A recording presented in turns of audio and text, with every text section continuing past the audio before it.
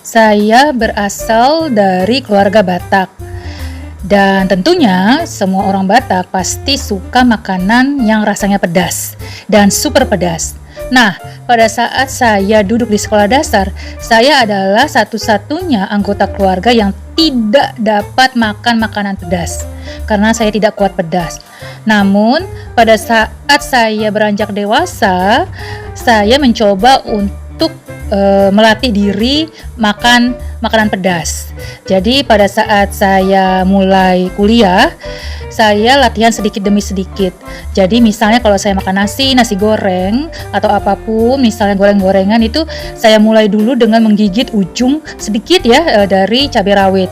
Lalu bertambah banyak dan setelah 3 bulan saya bisa makan cabai rawit itu adalah 1 sendok makan itu dengan 1 cabai rawit utuh. Sampai keluarga saya sendiri heran dan juga ART saya sampai takjub gitu ya. Dan kalau saya beli gado-gado itu pasti cabainya 15 cabai rawit ya, sehingga saya selalu mendapat giliran paling belakang untuk diulekin bumbunya karena takut nanti bekas dari gado-gado saya itu bikin pesanan yang lain itu jadi pedas. Dari pengalaman tersebut saya mendapatkan pesan moral bahwa segala sesuatu itu bisa dilatih untuk bisa.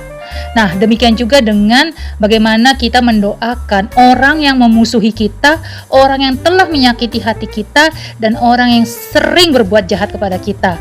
Awalnya susah, tidak mungkin, mustahil, tapi sedikit demi sedikit saya memaksakan diri saya melatih diri saya, dan akhirnya saya bisa mendoakan orang-orang yang memusuhi saya, menyakiti saya, dan menjahati saya.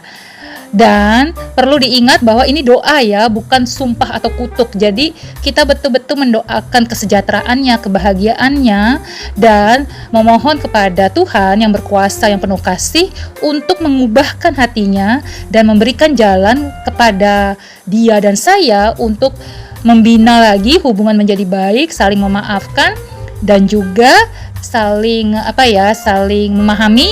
Dan saya terus terang bingung ya, bagaimana nih mau kembali menjadi hubungan baik. Nah, oleh karena itu saya menyerahkan kepada Tuhan yang Maha Kasih untuk ditunjukkan jalan.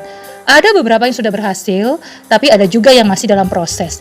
Tapi percayalah, dengan itu semua tadi yang saya katakan, latihan dengan awal yang memaksakan diri, pasti nanti lama-lama prosesnya berjalan dengan lancar, dengan enak, nyaman, dan hasilnya pun menyenangkan hati kita dan membuat hati kita lega selega-leganya.